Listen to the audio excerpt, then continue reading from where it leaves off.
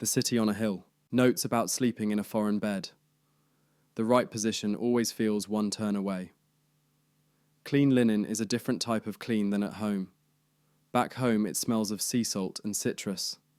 In the north, it carries the scent of pine, lavender, and primrose. The first night will seem restless. At some point, you'll awaken to a 3 a.m. black. Across the room, through the darkness, you can make out the stiff arms and the pale face of an ancient grandmother clock. A slight source of light emanates from the window across the street. For a moment, you relax. Then, you wonder, why is someone awake? Leaning back, brow furrowed with panic, you'll angle your head to peer at the adjacent window.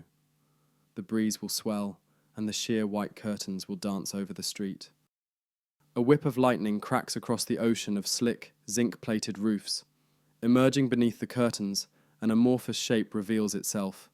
Dark, spectre-like, it floats toward the window until it's right beneath the sill. Paralyzed as the figure draws nearer, a crack inches in between the folds of fabric and reveals two glimmering circles. Lenses, binoculars point directly at you, pinning you like the rush of cold steel on warm flesh. Another whip of lightning awakens me, for real, this time.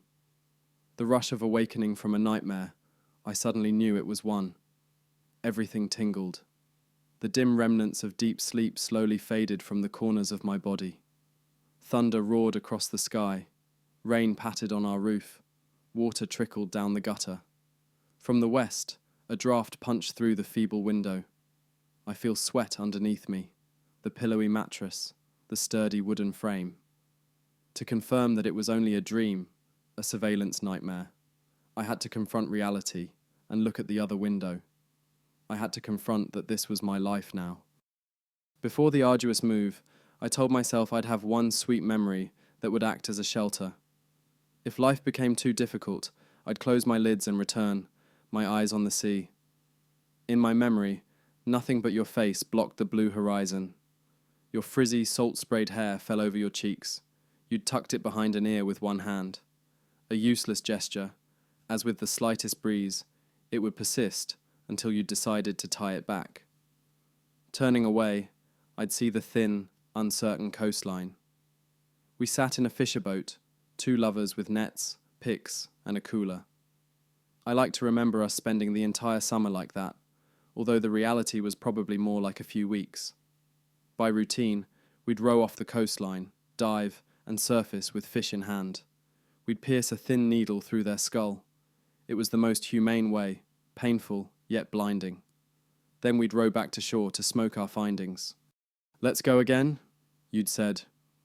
Your hand clasped around the net, and you dove in backward, an elegant show of your confidence and athleticism. A tanned figure slipped in the waves. It took training, precision, natural rhythm, while I flopped over the side, mouth full of salt water. I was happy there, in the deep with you. The deeper you go, the less light reaches you, and the further you enter the unknown. Until I could fill all the blanks, I played the scene backward and forward. I probably fabricated more details than were true. The way you looked away while tying your hair, a slight scrunch of an annoyed face, or did I hold it back while you tied it? The sun floated overhead, or was it behind me? Late afternoon, we'd head back to the fire by then. Did I kiss you, or did we simply lie there?